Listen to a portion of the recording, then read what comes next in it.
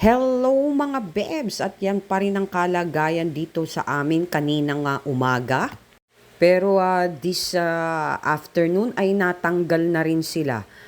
At ito nga, papunta kami sa dentista ng anak ko, ayan ang salarin. At magpapagawa kami ng retainer niya, nakakailanganin niya. Lower lang yung kailangan at medyo mahal din pala. 8,000 ang isa. Yung sa baba lang yun. So pagka buong ngipin ay nasa 16,000 pala, susmiyo. Kung kaya kong gawin yan, alambre na lang ang ikakabit ko sa kanya eh. Dahil pag wala daw yun, ay babalik uli sa dati ang ngipin. Ano ba yun?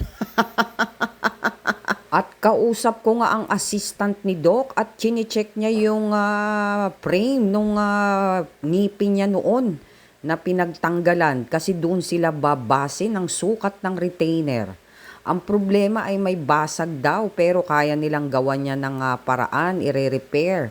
Siguro lalagyan ng kung ewan at para mabuo uli yung kanyang sukat ng retainer. Noong mga panahon ng mga batang 80s, shout out sa ating lahat, wala naman tayong mga ganyan, di ba mga bebs?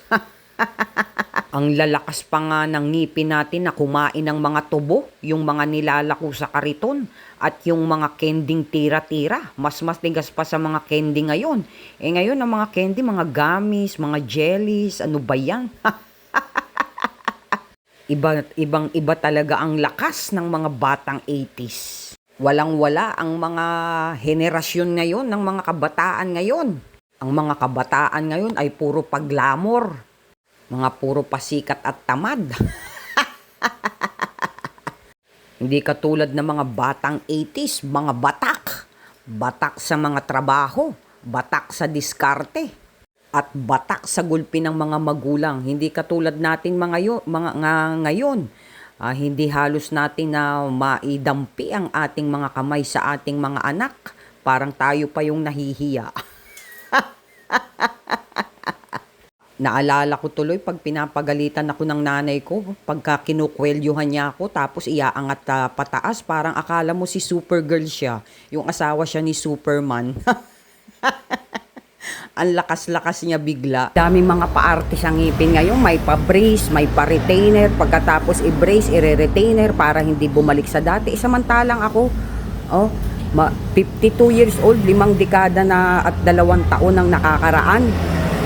Ayan, puro toothbrush lang yan, Wala na pinapalitan sa ngipin ko,